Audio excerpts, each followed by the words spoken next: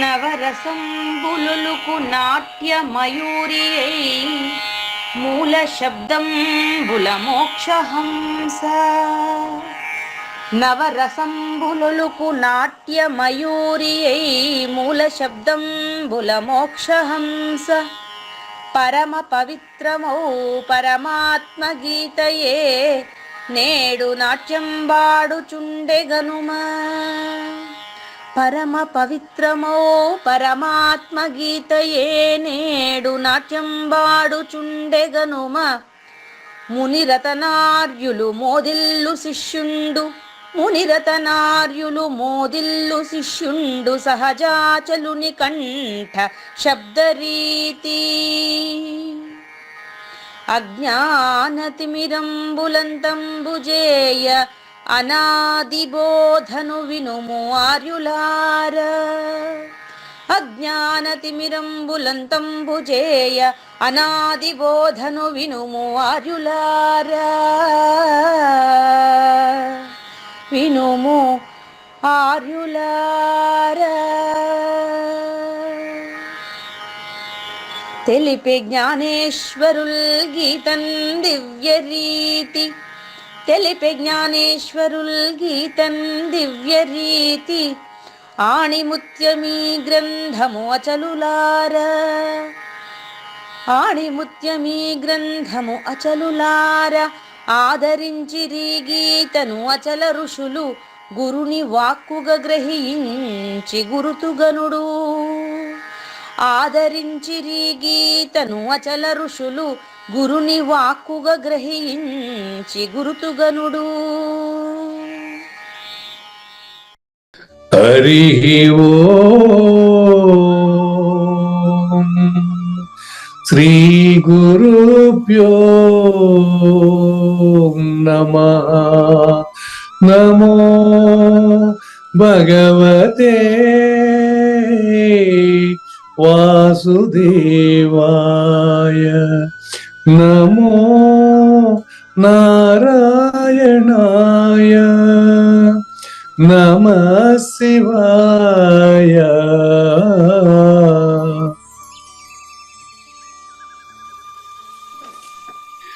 ఈ గీతా జ్ఞానగ్ర కార్యక్రమం మొదలై నిన్నటికి 1021 రోజు అయిందండి. ఈ రోజు 1022వ రోజు. ఈ గీతా జ్ఞానగ్ర కార్యక్రమం సంకల్పించి నిర్వహిస్తున్న శ్రీ విద్యాసాగర్ గురువు గారికి, శ్రీ వెంకటేశ్వర గురువు గారికి శ్రోతలందరి తరపున ధన్యవాదాలు, వందనాలు.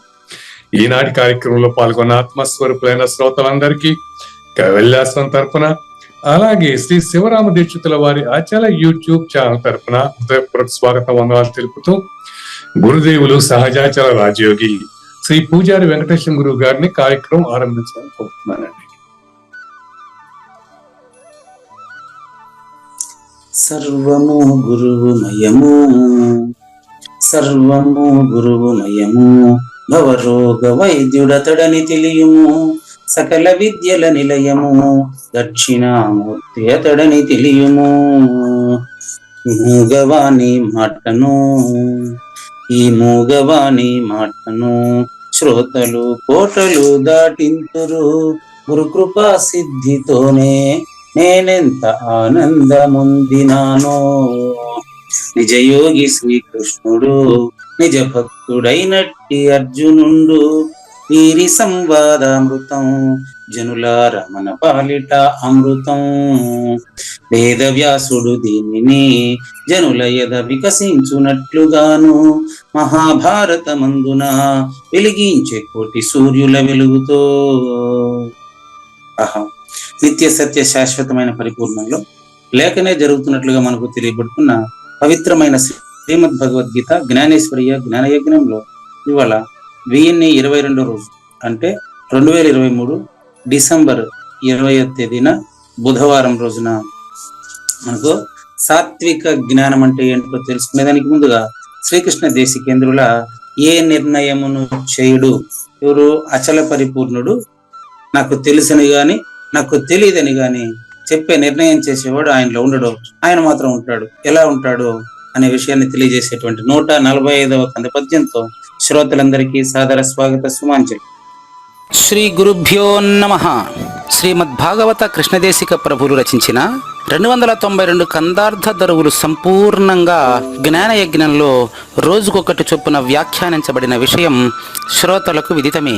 ఈ కందార్థ దరువులను రచించిన 19 సంవత్సరాల వరకు అవి ముద్రణకు నోచుకోలేదని, వాటిలోని నిగూఢ భావాలను మరింత స్పష్టం చేస్తూ రచయిత క్షరాక్షరోపాధి ద్వయదోషరహిత పరమతత్వ కందములు 261 రచించారని, తదుపరి సద్గురు శుభాశీస్సులతో ఈ రెండూ కలిపి ఒకే పుస్తకంగా ముద్రించారని పెద్దలు చెప్పగా విన్నాం. పుస్తకం ఇప్పుడు మన భక్తులతో చాలా మంది దగ్గర ఉంది. ఈ కందపద్యాలు భగవద్గీతకు ఉత్తర గీత వలె సద్గురు భక్తులకు కందార్థ దరువులలోని ఎన్నో సమస్యలకు సమాధానమై విలసిల్లుతోంది. ఎంతో ఉపయోగకరమైనటువంటి ఈ కందపద్యాలను రోజుకు ఒక్కొక్కటి చొప్పున వివరించాలని అడిగిన ప్రత్యక్ష శ్రోతల కోరిక మేరకు జ్ఞానయజ్ఞంలో శ్రీకృష్ణ పరమాత్మ సందేశానికి ముందే ప్రతిరోజు కృష్ణ ప్రభువుల దర్శనం మహద్భాగ్యంగా భావిస్తూ ముందుకు వెళదామా? ఏ నిర్ణయమును చేయడు నేననని మహాత్ముడెప్పుడు, నేనను వాడే నానా విధాల వదురును, నేనను తన వంటి వారినెప్పుడు గనినన్. ఇక్కడ క్రితం క్లాస్ లో కళ్ళ మేలుకున్నవాడు కళ్ళలో ఉండే వస్తువులు కావాలని అడగడు.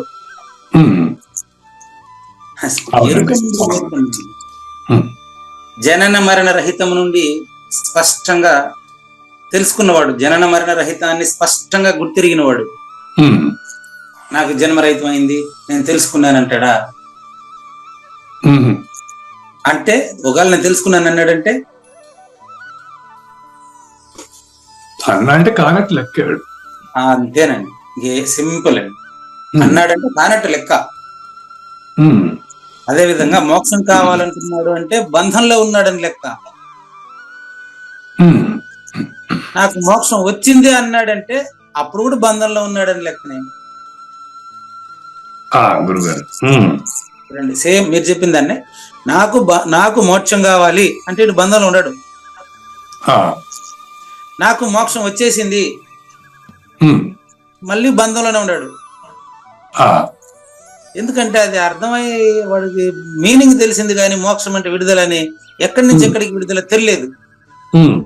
కాబట్టి మీరు చెప్పడం వల్ల ఇప్పుడు నాకు అర్థమైందండి, ఇప్పుడు నాకు తెలిసిపోయింది అంటే అది తెలిసినట్టు ఉండడం, తెలిసింది కాదు.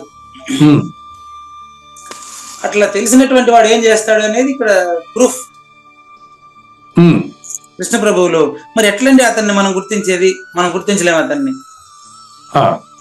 అతనిని మనం గుర్తించలేమండి. అతనిని ఒకవేళ మనం గుర్తించింది నిజమైతే, ఏ నిర్ణయమును చేయడు నేననని మహాత్ముడు, వాడు ఎప్పటికీ నేను అనేటువంటి అహంకారం వాడిలో ఉండదు. ఎట్లుంటాడు ఏమతను అంటే ఆన్సర్ చూడండి. గురుముఖత సద్గురుముఖత వస్తు నిర్ణయంగా బట్టబయలు ఇట్టిది అని భావించి ఎరుక లేకుండా సేవించి అతనుగాన పరిపూర్ణాన్ని ఇది పరిపూర్ణమని, ఎరుకని ఇది ఎరుక అని స్పష్టంగా గుర్తించి అందులో ఎరుకను పూర్తిగా రహితం చేసుకున్నటువంటి పరిపూర్ణ భావజ్ఞుడి పరిస్థితి ఎట్లా ఉంటుందంటే, పరిపూర్ణం ఉందని గాని ఎరుక లేదని గాని నిర్ణయము చేయడు. అయినవాడు, పరిపూర్ణుడు అయినవాడు. అవునండి, అవును గురుగారు. దానికి ప్రూఫ్ నిన్న మీకు మన ఎల్లంపల్లి వెంకటరామయ్య గారు పెట్టారు. ఎల్లంపల్లి వెంకటరామయ్య గారు పెట్టారు, రాసి పెట్టారు. వారు నాకు కూడా పంపించారు. ఏం రాశారంటే, అదే దానికి ముందు నేను ఒకటి పెట్టాను. అది ఏంటంటే, ఆశ్రమము నిర్మించాలని ప్రయత్నం చేసేవాడు ఆశ్రమవాసి. ఆశ్రమం నిర్మించాలని ప్రయత్నం చేసేవాడు ఆశ్రమవాసి. మనకు యశోదమ్మ గారు కూడా ఈ నిర్ణయం తీసుకున్నట్టు చెప్పారు. నేను వాళ్ళ ఇంటికి పోయి వచ్చిన తర్వాత యశోదమ్మ గారు తన ఎక్స్పీరియన్స్ చెప్పారు మనకు. నాయన, మీరు నా దగ్గరికి వచ్చిపోవడం వల్ల నేను 2 నిర్ణయాలు తీసేసుకున్నాను నా జీవితంలో. ఏంటమ్మా 2 నిర్ణయాలంటే, నంబర్ 1, ఎప్పటికైనా ఈ యొక్క ఎక్కడైనా పోతే కానుకలు తీసుకోవడం ఉంది కదా, దాన్ని తీసుకోకూడదు, వదిలేయాలని అంతకుముందు అనుకుంటా ఉండేవారట. కానీ నేను అక్కడ పూజారి వెంకటేశం గారు ఆ సభకు పోయి పూర్తిగా అతను వచ్చి ప్రవర్తించిన తీరు, పోయిన తీరు చూస్తే ఇది సాధ్యమే అనిపించిందట. కాబట్టి అక్కడి నుంచి ఇంకా ఆమె ఎక్కడికి పోయినప్పటికీ ఆమె ఎట్లా పోయినారు అట్లా వెనక్కి వస్తారు. ఆమె కానుకలు, తర్వాత ఇంకేదైనా బంగారు, డబ్బు, బట్టలు ఇవన్నీ తీసుకుంటారు అక్కడి నుంచి. ఆ నిర్ణయం తీసుకున్నారట. ఇప్పుడు మీ ప్రభావము ఎక్కడైతే ఇప్పుడు కావూరి నాగేశ్వర ప్రసాద్ గారి ప్రశ్నల వల్ల, జ్ఞాన యజ్ఞం వల్ల ప్రయోజనం జరిగిందనడానికి ఇది సాక్ష్యం కాదా? ఈ జ్ఞాన యజ్ఞం వినడం వల్ల ఆమె పిలిచారు. ఎక్కడో వినడమే తప్ప ఆమె ప్రత్యక్షంగా వినలేదు అంతవరకు. ప్రవర్తన స్పష్టంగా చూసిన తర్వాత ఇంకా ఆమె ఎక్కడి నుంచి వచ్చేటప్పుడు, వెనక్కి వచ్చేటప్పుడు కానుకలు ఏమీ తీసుకోకూడదని నిర్ణయం తీసేసుకున్నారంట. ఇది మనకు ప్రత్యక్ష ఉదాహరణ కదా? ప్రత్యక్ష ఉదాహరణ గురుగారు. 2వ నిర్ణయం ఇప్పుడు చెప్పబోయేది అదే. 2వ నిర్ణయం ఏంటంటే, ఈ ఇంకా కొద్ది రోజులు, ఇప్పుడు నాకు వయసు పెద్దగా 40-45 కదా అయితా ఉంది. ఇంకా నేను శేష జీవితం అంతా కూడా ఒక మంచి ఆశ్రమం కట్టేసి ఆ ఆశ్రమంలో బాగా హాయిగా శివరామ దీక్ష సాంప్రదాయాన్ని వ్యాప్తి చేసుకుంటూ కాలం గడపాలని అనుకున్నాను. కానీ మీ పరిస్థితి వచ్చి మీ మాటలు విన్న తర్వాత ఆశ్రమ నిర్మాణము విత్డ్రా చేసుకున్నాను. ఇప్పుడు ఆవిడ అత్యాశ్రమం కదా? అదేనండి. ఆశ్రమ నిర్మాణం చేసేదానికి ఎన్నో ప్రయత్నాలు చేసి ఎక్కడెక్కడ వసూలు చేయాలా, సాలం దానికి ఎంత పెద్ద ఆశ్రమం కట్టాలా అనే ప్లాన్ అంతా, గందరగోళం అంతా నాకు పోయింది. అసలు నేను ఎక్కడుంటే అదే ఆశ్రమం కదా. అత్యాశ్రమి అంటే ఏంటి గురుగారు? చెప్తానండి. అత్యాశ్రమి అంటే ఆశ్రమము కావాలని కోరని వాడు. అది ఆశ్రమం కావాలని. ఓకే. నెక్స్ట్ నంబర్ 2 క్లియర్ గా చెప్తాను. 4 ఆశ్రమాలు ఉన్నాయి వ్యవహారంలో: బ్రహ్మచర్యం, గృహస్థం, వానప్రస్థం, సన్యాసం. అవునండి. బ్రహ్మచర్యం అంటే పెళ్లి చేసుకునే దానికి ముందు అనుకుంటారు, కాదండి. బ్రహ్మచర్యము అంటే బాల్యంలో బ్రహ్మను అవగాహన చేసుకోవడానికి గురుకులంలో పెట్టేటువంటి సమయాన్ని బ్రహ్మచర్యము అంటాడు. పెళ్ళయిన తర్వాత పోతే కూడా అదే బ్రహ్మచర్యమే, బ్రహ్మచర్యాశ్రమమే. పెళ్లికి దానికి సంబంధం లేదు. అక్కడ బ్రహ్మచర్యం అంటే బ్రహ్మమును చరించుట అలవాటు చేసుకునేటువంటి స్థితి. కాబట్టి బ్రహ్మచర్యము అంటే బ్రహ్మ విద్యను నేర్చుకునేది. అదేనండి, బ్రహ్మచర్యం అంటే బ్రహ్మ విద్యను నేర్చుకునేది అంతే. గృహస్థు అంటే ప్రపంచాన్నంతా నా కుటుంబంగా భావించేది. ప్రపంచాన్ని నా కుటుంబంగా భావించేది. ఓకేనండి. పరిపూర్ణ దర్శిని ప్రతిజ్ఞలో ఈ విషయం రాశాను. అదేనండి. ప్రపంచము నా మాతృభూమి. మీరు అడిగినా చూడు, మీరు అడగకపోతే నేను పరిపూర్ణ దర్శనంలో రాసి పెట్టిన విషయం నాకు కూడా తెలియదు. గురుగారు, పరిపూర్ణ దర్శనంలో దీంట్లో లేదు, వ్యాఖ్యానంలో వచ్చింది. అదే గురుగారు. పరిపూర్ణ దర్శనం పుస్తకంలో రాలేదు, అది వ్యాఖ్యానంలో రాసి పెట్టింది. అదే గురుగారు. ఏమనంటే, ప్రపంచము నా మాతృభూమి, నాతో మాట్లాడుతున్నటువంటి ప్రతి ఒక్కరూ నా సహోదరులు, నా ఆత్మీయ సహోదరులు. నాతో మాట్లాడే ప్రతి ఒక్కరిని నాలాగా భావిస్తాను. ఇంత అదేదో ఎపిసోడ్ లో ప్రతిజ్ఞ అని పెట్టినాను అనమాట. కాబట్టి బ్రహ్మచర్యము అంటే బ్రహ్మను గురించి అవగాహన చేసుకునేటటువంటి ట్రైనింగ్. తర్వాత గృహస్థాశ్రమం అంటే ప్రపంచం మొత్తాన్ని 84 లక్షల జీవరాశుల్లో ఉండే నన్ను గుర్తించడమే గృహస్థాశ్రమం. ప్రకృతిలో ఉండే పురుషుడు, నాగేశ్వర ప్రసాద్లో ఉండే జీవుడు ఒకటేనని తెలియడమే రెండో నేను గుర్తించడం. అంతే. అవును, అంతేనా? అంతే అంతే. నాగేశ్వర ప్రసాద్ వేరు, పూజారి వెంకటేశం వేరు అనుకుంటే వాడు మూడో నేను. అవునండి. నాగేశ్వర ప్రసాద్, పూజారి వెంకటేశం ఒకటే అనుకునేటువంటి పూజారి వెంకటేశం రెండో నేను. అవును. ఈ రెండు ఒకటే, ఈ రెండు ఒకటే. ఇప్పుడు చూసుకోండి, ఈ రెండు ఒకటే అయిన తర్వాత బ్రహ్మచర్యం, గృహస్థాశ్రమం తర్వాత వానప్రస్థము. వానప్రస్థం. ఓకే. అవును, వానప్రస్థం అంటే ఈ రెండు నేనే అయినప్పుడు మరి పరిపూర్ణం ఎక్కడుందని వెతికేదే వానప్రస్థం. రెండు నేనే అయినప్పుడు, ఇప్పుడు ఇది మీ పరిస్థితి కూడా ఇప్పుడు ఇదే అని అంటాను నేను, మీరేమనుకోకండి. ఏం పర్లేదు గురుగారు, ఇందులో ఏముంది గురుగారు. మూడో నేను రెండో, అదే మూడో నేను రెండో నేను ఒకటే అని మీకు అర్థమైపోయింది. అవును. పరిపూర్ణం ఎక్కడుందని మీకు ఇంకా అర్థం కాలేదని అంట నేను. అవును. అది వెతికే పని వానప్రస్థం. వానప్రస్థం అంటే బాధ్యార్థం వచ్చి కుటుంబానికి దూరంగా జీవించేది. నో, కుటుంబానికి దగ్గరగా ఉంటూనే దూరంగా ఎలా జీవించాలనే ట్రైనింగే వానప్రస్థం. అదేనండి. అంటే నేను అత్యాశ్రమికి మీరు అర్థం అడిగితే దాని కోణంలో మాట్లాడుతున్నాను. అంటే వానప్రస్థం కూడా సాధనలోనే ఉంది, సాధనలో భాగమే. అంతే అంతే గురుగారు. వానప్రస్థం ఉండడం పరిపూర్ణం కాదు. సన్యాసం అనిందే, ఈ సన్యాసానికి మీరు అడిగిన అత్యాశ్రమే ఉదాహరణ చూపిస్తాను. కాషాయం కట్టుకోవడం సన్యాసం కాదు, కుటుంబానికి దూరంగా ఉండడం సన్యాసం కాదు. కుటుంబంలో ఉంటూనే కుటుంబానికి దూరంగా ఉండడం, వైరాగ్య భావంతో ఉంటాం. కుండగా ఉంటూనే మట్టిగా ఉండడం. సరిపోయింది. మీరు అడిగిన ప్రశ్నల్లో నుంచి వచ్చిన సమాధానాలండి ఇవన్నీ. ఇప్పుడు మీరు చెప్పింది ఏంటంటే పరిపూర్ణుడికి వస్తు నిర్ణయం చేయాల్సిన పని లేదు, చేయడు, క్లారిటీ అని వదులు కూర్చుంటాడు అంతే. కుండగా ఉంటూనే మట్టిగా ఉండడం అంతే. దీనికి ఉదాహరణ మీకు సత్యానందగిరి పేరవరం. అదేనండి. శ్రీమద్ భగవద్గీత ఆశ్రమం, శ్రీమద్ భగవద్గీత మందిరం పేరవరం. సత్యానందగిరి ఆయన ఒకటే మాట చెప్పాడని చెప్పి నాకు కుండ కనపడలేదంటాడు, ఒకటే మాట ఆయన. అదే చెప్తాను, వస్తున్నా చేయాల్సిన పని లేదు, క్లారిటీ. కుండ కనపడలేదంటాడు కానీ మట్టిగా నేనున్నాను, నేను పరిపూర్ణుడిగా ఉన్నాను చెప్పలేదు ఆయన. కుండ కనపడలేదనడమే పరిపూర్ణత. ఆయన మట్టి పరిపూర్ణ అంటే మనం ఒప్పుకోగా, ఎందుకంటే చెప్తే ఆయన పరిపూర్ణ ఆయన ఒప్పుకోడు, ఆయన చెప్పినా మనం ఒప్పుకోము. అదే అక్కడ మనం చూడండి, ఆయన చెప్పినా మనం కూడా ఒప్పుకోకపోవచ్చు, మీ దగ్గరికి వస్తాను. కానీ అతను పరిపూర్ణుడని గుర్తించిన వాడు పరిపూర్ణుడు కదా. అది కరెక్ట్, మనం గుర్తించాల్సిందే కానీ ఆయన చెప్తే మనం ఒప్పుకోం. అదే చెప్పడు కదా. చెప్పడు. బాగుంది, ఇది ఇంకా బాగుంది. నేను చెప్పింది నాలో ఉన్నది నాకు ఎక్కడ తెలుసు, నాలో ఉంది మీకు ఎలా తెలుస్తుంది గారు? Yeah, very clear. చూడు, నేను చెప్పింది బాగుంది, మీరు చెప్పింది ఇంకా బాగుంది. అవునండి, ఆయన చెప్పినప్పుడు అవును మనం ఒప్పుకోము. ఆయన చెప్పకనే అంతటి వారు తెలుసుకుంటారు. ఓకేనా? ఓకే. టీచింగ్ మెథడాలజీ మీ నుంచి 2024లో కొత్తగా నిర్ణయం అవుతా ఉన్నది.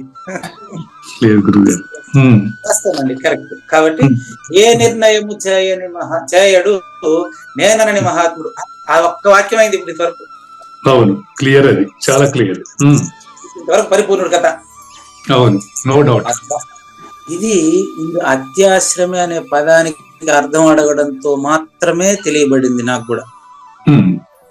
అంటే ఈ నిర్వచనం ఇలా చెప్పొచ్చు అని టీచింగ్ మెథడాలజీ. అత్యాశ్రమి అంటే ఆశ్రమానికి అతీతుడు అత్యాశ్రమి. ఇప్పుడు విలక్షణము అంటే అత్యంత విలక్షణ పరిపూర్ణుడు. అది తాను ఎలా ఉండాలో పరిపూర్ణంగా తెలిసిన వాడు పరిపూర్ణుడు. పరిపూర్ణం తెలిసిన వాడు పరిపూర్ణుడు. పరిపూర్ణుడికి పరిపూర్ణం అనుభవమే. పరిపూర్ణుడికి పరిపూర్ణం అనుభవం అంటే అతను నిర్ణయం చేయడు. నో డౌట్, ఇందులో డౌట్ లేదు. నెక్స్ట్, మరి నిర్ణయం చేసేవాడు ఎవరు తెలుసా? ఆయన వేరే ఉన్నాడు, నేను పెట్టాడు ప్రతిజ్ఞ, ఎతికి పెట్టేసినట్టు. ఈయన వ్యాఖ్యానంలో కూడా ఎతికి పెట్టేశాడే. ఆయన మైండ్ ఎప్పుడు అలాగే వెళ్ళిపోతా ఉంటది. ఏది కొంచెం పెద్దగా చేయండి దీన్ని, చూడండి. ఈ ప్రపంచం అంతా నా మాతృభూమి, ప్రపంచ జనులందరూ నా సహోదరులు. నేను రెడ్డింగ్ లో పెట్టాడు. నేను నా ప్రపంచాన్ని ప్రేమిస్తున్నాను. సుసంపన్నమైన బహువిధమైన నా గురు పరంపరలోని ఆధ్యాత్మిక వారసత్వ సంపద నాకు గర్వకారణము. దీన్ని విచారించి తెలుసుకున్నటకు నేను సర్వదా కృషి చేస్తాను. మన పని ఇప్పుడు అదే జ్ఞానయజ్ఞంలో. నా గురువులను, ఇతర గురువులను, పెద్దలందరినీ కూడా గౌరవిస్తాను. ప్రతి ప్రాణి పట్ల మర్యాదగా దయతో నడుచుకుంటాను. నాతో మాట్లాడుతున్న ప్రతి వ్యక్తి నా స్వస్వరూపమైన నేను భావించి సేవా దృక్పథంతో ఉంటానని ప్రతిజ్ఞ చేస్తున్నాను. వారి శ్రేయోభివృద్ధులే నా రాజయోగానికి రాజబాట.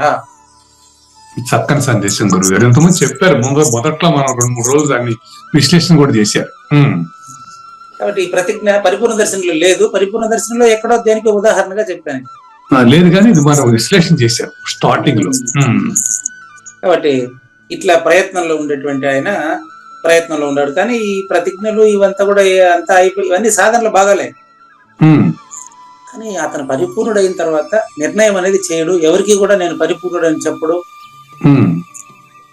మరి నేననేవాడు ఉన్నాడే, రెండో నేను వాడు, మూడో నేను వాడు అసలు చెప్పడు, మొదటి నేనైన వాడు చెప్పడు. వదిలేవాడు ఎవరు తెలుసా? అన్ని నాకు తెలుసు అంటాడు. ఈ రెండో నేను తెలుసుకున్నాడే. రెండో నేను తెలుసుకున్నవాడు తాను సృష్టికర్తగా అపరోక్షమై ఉంటాడు. అతనికి పరిపూర్ణ గురించి తెలిస్తే ఈ రెండో నేను కూడా లేదు కదా అక్కడ. కానీ అతను నానా విధాల వదురును. ఎవరు? నేననువాడు. నేననువాడు. దీన్ని మన ఎవరు లక్ష్మీనారాయణమ్మ గారు చెప్తారు. అవధూతాశ్రమం పీఠాధిపతి నారాయణమ్మ గారు చెప్తారు. నేననే అహంకారం ఉండేటువంటి వాడు సమిష్టికర్త అంటారు. ఓంకారము ప్రకృతి పురుషులు, అహంకారము జీవుడు ఈశ్వరుడు. జీవుడన్న అహంకారమే, తర్వాత ఈశ్వరుడన్న అహంకారమే. అహం రహితం బనెటి అశరీరునికి జన్మంబు లేదని వెయ్యరా భేరి మృదంగాలు, పరిపూర్ణ జలధిలో పట్టరా ఢంక నగరాలు అంటారు. అంటే అహం రహితం అనేటువంటి వాడికి నిర్ణయం లేదు. అతను పరిపూర్ణుడుగా ఉంటాడు అంతే. సుమ్మా ఉంటాడు అని అంతే చూస్తుంటాడు. ఉదాసీనంగా ఉంటాడు. ఉదాసీన గుణైర్యోన విచాల్యతే గుణవర్తంత ఇత్యేవ యోవతిష్ఠతి నేంగతే. మన 14 గుణత్రయ విభాగం 22వ శ్లోకంలో మనకు స్పష్టంగా నేర్చుకునేది ఇదే. ఎట్టుంటాడు? నేనే అనుకుండా ఉండేవాడు అట్టుంటాడు. పరిపూర్ణుడు అట్టుంటాడు. నేనుతో కూడుకున్నవాడు, ఈ గుర్తుతో కూడుకున్నవాడు నాకు పరిపూర్ణం తెలుసు అంటాడు. నీకు తెలియదు అంటాడు. రెండు అనేది నేనే, ఇరుకులో ఉండే నేనే. నానా విధాల అనేక రకాలుగా వీలు కల్పించుకుని దొరికితే చాలా రోజు వాదనకు పిలుస్తాడు. రండయ్యా కూర్చొని, నా ఇంటికాడ మీరన్నా కూర్చోండి, మీ ఇంటికాడ నేనన్నా కూర్చుంటాను, రండయ్యా కూర్చొని వాదించుకుందాం రండయ్యా, రోజు పిలుస్తా ఉంటాడు. మరి కాబట్టి నేననే తన వంటి వారిని ఎప్పుడు చూసినప్పటికీ ఎవరు వస్తారా వాదనకి, ఎంతసేపన్నా వాదిద్దామా, ఎంతసేపన్నా ఎక్కువ మందితో ఎక్కువసేపు వాదిద్దామా అని ఈ యొక్క భావన కలిగి ఉండేవాడు అద్వైత నిర్ణయం అయినవాడే. అంతే. దీనికి చెప్తారు దీక్షితుల వారు. కాదు, అద్వైత నిర్ణయం వాడు ఎందుకు వాదిస్తాడు చెప్తాను. ఉంది ఆ మాట కృష్ణ మన బృహద్వాసిష్ఠంలో చెప్తాను. అలా గురుగారు. అద్వైతము వాదము కొరకే అంటాడు. అద్వైతము నిర్ణయమైన వాడు నిర్ణయమైనట్టు కాదు. బాగా ఎట్లంటే, మంచి ప్రశ్న. అద్వైతము అంటే ఉండేది ఒకటే అని చెప్పడం కదా. అవును. ఇప్పుడు అద్వైతానికి మహాద్వైతానికి తేడా ఏంటంటే, ఉండేది ఒకటే అని వాదించడు మహాద్వైతి. అద్వైతం తెలిసినటువంటి వాడు నేను అద్వైతి అని చెప్పాలంటే ఆయన రెండోది అయిపోయినాడు కదా. నేను మేనలతో కలిసే కదా చెప్పాలా. అవును. కాబట్టి అద్వైత నిర్ణయమైన వాడు వాదించే ప్రయత్నం చేస్తాడు. పరిపూర్ణ నిర్ణయమైన వాడు ఏ నిర్ణయం చేయడు. అది ఈరోజు సబ్జెక్ట్ మళ్ళీ గుర్తు చేసిన. అంటే అద్వైత నిర్ణయం ఉన్నాడు, ప్రతిజ్ఞలు చేస్తాడు. మహాద్వైతం ఉన్నాడు, ప్రతిజ్ఞలు చేయడు, ఊరికే ఉంటాడు. ఎస్, అంతేనండి. కనుక మహాద్వైత నిర్ణయంలో ఉండేటువంటి వాడు ఏం చేస్తాడంటే ఎప్పటికీ కూడా నేను పరిపూర్ణుడని చెప్పడు, ఉమ్, మరి నువ్వు పరిపూర్ణుడు అనే విషయం గుర్తించినాడంటే అది సూచన చేస్తాడంతే. సూచన అంతేలేండి. కాబట్టి నేననే తన వంటి వారిని ఎప్పుడు చూసినా వాదానికి పిలిచేవాడు, ఇంకా గుర్తు మిగిలిపెట్టుకుని ఉండేవాడు అని అర్థం అండి. అది. కాబట్టి ఇది అచల పరిపూర్ణ సిద్ధాంతంలో ఇది ఉండేది ఏంటి అంటే క్లియర్ గా పరిపూర్ణం ఉందని గాని ఎరుక లేనిదని గాని అర్థమైనటువంటి వాడు ఏ నిర్ణయం చేయడు. ఇట్లా ఆరుడత కానటువంటి వాడు భిన్న భిన్నమైనటువంటి వాదనలు కల్పించుకుని వాళ్ళకి తెలియదు వీళ్ళకి తెలియదు నాకే అన్ని తెలుసు కావాలంటే కూర్చుంటానండి నిరూపించండి అంటాడు. ఇవన్నీ చేసేటువంటి వాడు ఈ పరిపూర్ణ నిర్ణయం కాలేదు అతనికి. అవును. కాబట్టి ఆ పరిపూర్ణము తెలిసినటువంటి అతనిని మనం అత్యాశ్రమి అనవచ్చు. అవును. ఉదాహరణకు మాత్రమే చెప్తున్నాను. రమణ మహర్షి అత్యాశ్రమి అంటే రమణ మహర్షి అత్యాశ్రమి అయి ఆశ్రమం ఉంది కదా అని వచ్చింది. రమణ మహర్షి గారు జీవించి ఉన్న సమయంలో ఆయనకు ఎన్నో నిధులతో ఆయన దగ్గర చేరారండి. చేరినప్పటికి కూడా ఇది మీకు సూర్యనాగమ్మ లేఖల్లో చూసుకోవచ్చు మీరు. ఎన్నో నిధులతో అతనికి చేరినప్పటికీ వీటితో నాకేం పని, నేను పడిపోయి కంచంగా జీవిస్తూ కేవలం నేను ఈశ్వరుడని గాని జీవుడని గాని నిర్ణయం లేనివాడిని, నాకు ప్రత్యేకమైన ఆశ్రమం గాని ఇల్లు గాని ఇవన్నీ ఏం అవసరం లేదు, అంతా నా ఇల్లే అంతా నేనే ఉండేదని భావంతో ఉండేవారండి. కానీ ఆ డబ్బు ఆయనతో తెచ్చేసినటువంటి డబ్బుని ఏం చేస్తారు వాళ్ళు? అందుకని ఆయన పేరుతో ఆయన సిద్ధాంతాలను వ్యాప్తి చేద్దామని కావ్యకంఠ గణపతి లాంటి వారి సూచనతో సరే ఎట్లా తెచ్చేశారు కదా ఈ డబ్బుని ఏం చేద్దామంటే ఆయన విగ్రహాన్ని పెట్టి ఆయనకు ఒక ఆశ్రమం పెట్టి తర్వాతి తరం వాళ్ళు మెయింటైన్ చేస్తున్నారు ఆశ్రమాన్ని. ఆయన అత్యాశ్రమే. అదే విధంగా రామకృష్ణ పరమహంస గాని అంతే. రామకృష్ణ పరమహంస ఉన్నంత వరకు అక్కడ ఏది ఏర్పడలేదండి. ఆయన తదనంతరం ఆయన సిద్ధాంతాలని స్వామి వివేకానంద ఏర్పాటు చేశాడు. భగవద్గీత గాని అంతే. భగవద్గీత యుద్ధరంగంలో ఆయనకు చెప్పబడిందే తప్ప ఆశ్రమంలో కూర్చొని చెప్పలేదే. భగవద్గీతను చెప్పింది ఏ ఆశ్రమంలో? అది కురుక్షేత్ర యుద్ధ భూమిలో. కాబట్టి కృష్ణ పరమాత్మ అత్యాశ్రమి. ఆయనకు ప్రత్యేకమైన ఆశ్రమం ఏంది? అన్ని ఆశ్రమాలు ఆయనవే. ఆయనకు ఆశ్రమం ఏంటికి? ఈ రోజు అన్ని ఆశ్రమాల్లో పూజలు అందుకునేది ఆయన గురించే. కానీ ఈ ఆశ్రమాలు అన్నిటిలోనూ కరెక్ట్ గా చేస్తున్నారా, ఆయన ఆ కృష్ణ పరమాత్మ యొక్క ఆరాధన సరిగ్గా జరుగుతుందా, వ్యాపారం జరుగుతుందా అనేది చేసేవాళ్ళు ఇష్టం. మన చేతిలో లేదు. కానీ కృష్ణ పరమాత్మ ఈ దీక్షితుల వారు శంకరుల వారు వీళ్ళందరూ కూడా అత్యాశ్రములే. వాళ్ళు నెలకొల్పింది సూచన చేసిపోయినటువంటి విషయాల్ని తర్వాతి తరం వాళ్ళు సరిగ్గా పాటిస్తున్నారా లేదనేది తర్వాత విషయం. మా గురువు గారు తలపల మురతన్ గారు ఉన్నారు. ఆయన ఏం చేశారు? వారికి బావగారి ద్వారా సంక్రమించినటువంటి స్థలంలో భక్తుల ద్వారా వసూలు చేసి ఆశ్రమం ఏర్పాటు చేశారు. ఆ ఆశ్రమంలో ఆయన ఉన్నంత వరకు బోధించారు. బావగారి కొడుకు వచ్చి ఇప్పుడు తాళం వేసుకున్నాడు. ఇంత ఆయనకి ఏం సంబంధం? ఆయన అత్యాశ్రమే. చీమలు పెట్టిన పుట్టలు పాములకు 20 ఎట్లు. చీమలే పెడతాయి పుట్టల్ని, నివాసం ఉండేది పాము. అంతేనండి. పాము పుట్ట పెట్టదు.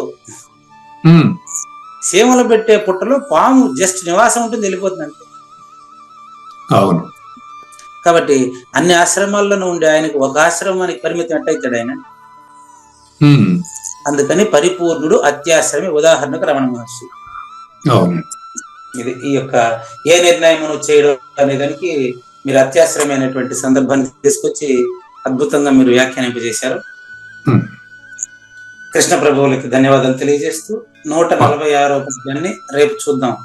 ఈ దారిలో మలుకలు లేవండి, అంటే కష్టం లేనటువంటి మార్గం పరిపూర్ణం. అవును, ఇది క్లియర్. ఇందులో ఏమీ సందేహాలు సమస్యలు వచ్చే అవకాశం లేదు. కాబట్టి ఈరోజు మనం 18వ అధ్యాయంలో జ్ఞానము కర్మ కర్త 3 రకాలని తెలుసుకున్నాం 19వ శ్లోకంలో. అందులో చిట్ట చివరి సందేశంలో ఉన్నాం. 2 వాక్యాలు చెప్పి సాత్విక జ్ఞానం అంటే ఏంటో చెప్తాం. అలాగే గురుగారు. పైకి అంటే కురుపు నాగేశ్వరరావు గారు లాస్ట్ లో ఉండే కొన్ని వాక్యాలు మిగిలాయి, కొంచెం త్వరగా చెప్పాను, సమయం అయిపోతుందని. ఈ రోజు దాన్ని క్లారిఫై చేస్తాను. అలాగే. చూడండి, జ్ఞానము, కర్మ, కర్త. ఈ జ్ఞానము, కర్మ, కర్త అనేవి ఆ చేస్తున్నటువంటి అతన్ని బట్టి 3 రకాలని త్రిధా ఏవ గుణభేదత. జ్ఞానం కర్మ చ కర్త చ త్రిధైవ గుణభేదత ప్రోచ్యతే గుణ సంఖ్యానే యథావత్ శృణుతాన్యపి అన్నాడు. జ్ఞానము, కర్మ, కర్త, నయన, ఈ 3 త్రిధా ఏవ, ఒక్కొక్కటి 3 రకాలు. జ్ఞానం 3 రకాలు, కర్మ 3 రకాలు, కర్త 3 రకాలు. త్రిగుణాలతో కూడి ఈచ్ ఇంటూ 3. అది జ్ఞానము సత్వరజతమ, కర్మ సత్వరజతమ, కర్త సత్వరజతమ. అవును. వీటిని చెప్పేటప్పుడు నువ్వు గుణాల్లో ఇరుక్కోవద్దు, ఇంపార్టెంట్. వీటిని నేను చెప్తాను కానీ దీన్ని గుణాల్లో ఇరుక్కోబాక. చెప్పేటప్పుడు గుణాలకు అతీతంగా ఆలోచించాలి. ఈ 19వ శ్లోకానికి చిట్ట చివర 4 లైన్లు తీసుకోండి. ఇది సాంఖ్య శాస్త్రాన్ని బట్టి చెప్పారని నీకు చెప్తున్నాను, సాంఖ్యంలో ఇరుక్కోబాకు. అదేలేండి. అసలు విషయం ఏంటంటే, మీరు అత్యాశ్రమే అంటే మీరు అడిగితే చెప్పాను. ఇంతవరకు ఇక్కడ నుంచి చూడండి, మీరు అత్యాశ్రమే అంటే ఏంటి అడిగితేనే నేను చెప్పాను, మీకు నేను చెప్పలేదు. అవును గురుగారు. ఆ పదం వచ్చేసింది నాకు, ఆ పదాన్ని మీరు అడిగితే ఎక్స్ప్లెయిన్ చేసి అంతే. అంతే. నేను అత్యాశ్రమి అని చెప్పేదానికి లేదు. కాబట్టి అసలు విషయం ఏంటంటే, మన దృష్టిగాన అత్యాశ్రమిగా స్వచ్ఛంగా ఉంటే మనకు ప్రపంచమంతా ఒకే ఆశ్రమంగా కనిపిస్తుంది. నా దృష్టిలో అది సాత్విక బుద్ధి. నా దృష్టిగాన కలుషితంగా ఉంటే ఈ ఆశ్రమం నుంచి నేను ఎంత తీసుకుని వచ్చుకోవాలా అని ఉంటుంది. టార్గెట్ ఉంది. ఎందుకంటే దుర్మార్గత్వాన్ని మాత్రం ఖండిస్తాను, దుర్మార్గుడిని ప్రేమిస్తాను అని చెప్పాను నేను. కడల్లా పోయేసి నా పేరు చెప్పి నిన్న ప్రకటన కూడా ఇచ్చాను మీకు. చేసినాడంటే, పూజారి వెంకటేశం నా శిష్యుడే, మా ఊరే, నా పక్కనే ఉంటాడు, మేమిద్దరు కలిసే తిరుగుతామనే మాటలు చెప్పి, మాయ మాటలు చెప్పి 100,000 వసూలు చేసినాడు ఒక ఆయన. మరి అతని గురించి చర్చ చాలా జరుగుతూనే ఉంది కాబట్టి నిన్న ప్రకటన ఇచ్చింది రామాంజనేయులు గారు. అతన్ని వేరే చోట చూసి ఈ విధంగా ఒక చోట ఎంతో లాస్ట్ 5-6 వసూలు అయిపోయిందంట. రామాంజులు గారు దాన్ని ఖండించి ఏదో బస్ ఛార్జీలకి ఇచ్చి పంపించండి అన్నారంట. నేను అన్నాను అతనికి 70,000 గవర్నమెంట్ పెన్షన్ వస్తుంది కదా, మీరు ఎట్లా బస్ ఛార్జీలకి ఇస్తారో అని అడిగాను నేను. ఏం చేద్దాం గురువు గారు, మీ పేరు చెప్పారు కదా, బస్ ఛార్జీలు కన్నా ఇద్దామని ఇచ్చి పంపించినామని. ఒక రిటైర్డ్ గవర్నమెంట్ ఎంప్లాయీ 70,000-80,000 పెన్షన్ తీసుకునేవాడు, నీకేం సిగ్గు లేకుండా కూడా ఊరూరా తిరిగి నా పేరు చెప్పి వసూలు చేసి సిగ్గులా మీకు? చాలా బ్యాడ్ కదా. ఎట్లా వసూలు చేస్తారండి? ఆలోచించండి. మాకు ప్రత్యేకంగా ఒక పని ఉంది, మాకు వేరే కార్యక్రమం ఉంది, పూజారి వెంకటేశం మీకు చెప్పడు, ఆయన అడగడు ఊరిని, నాలాంటి వాళ్ళని పంపిస్తాడు. ప్రతిరోజు జ్ఞానయజ్ఞంలో చెప్తున్నాను కదా నేను, నాకు ఎక్కడ ఆర్థిక లావాదేవీలు లేవు, ఎక్కడ నా పేరు పెట్టి ఎవరన్నా డబ్బులు వసూలు చేస్తే అది ఎంకరేజ్ చేయబోకండి, ఎంత ఉట్టి మాటలో. కాబట్టి ఈ కలుషితంగా ఎందుకు వచ్చింది ఇప్పుడు అంటే, ఇతని రజోగుణం ఒక్కరో కూడా తగ్గలేదు అతనికి. అతను ఏం చేశాడంటే, నేను పోయి అతని టార్గెట్ ఇదేనండి, నేను బాగా గమనించాను. బాగా పోయే ముందు ఆలోచిస్తాడు, వచ్చే ముందు నేను ఎంత నింపుకొని రావాలా, ఎంత డబ్బులు వసూలు, ఎంత ఎక్కువ అంత వసూలు చేసుకుని రావాలని ఆశ్రమంలో దూరుతాడండి. అతన్ని బాగా గమనించాను 2-3 చోట్ల కూడా. మళ్ళీ ఎనికి పోయేటప్పటికి అతనికి కనీసం 5-6 దండి మొత్తం వసూలు అయిపోయింటాడు. ఇటువంటి మాటలు ఎక్కడ చొప్పిస్తాడో, అతని అదే పని కదా అతనికి. కుక్కకి చెప్పు తినడు, కుక్కకి చెరకు తీపి దానికి తెలియదు. పెరుగు తోట పక్కన ఉంటే కూడా చెప్పు దగ్గరే పోయి చెప్పు ఎత్తుకుని పరిగెత్తాడు అది. కాబట్టి వసూలు కార్యక్రమమే పెట్టినటువంటి వాడు పృథక్త్వేన రజోగుణ సంపన్నుడు.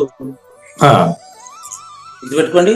మన దృష్టిపూర్వకంగా ఎవరైతే స్వచ్ఛంగా తయారవుతాడో అతనికి అంత అత్యాశ్రమంగానే కనిపిస్తుంది.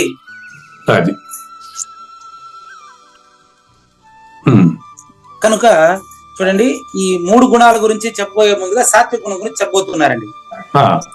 మన దృష్టి స్వచ్ఛంగా ఉంటే మొత్తం ప్రపంచమంతా స్వచ్ఛంగా కనిపిస్తుంది.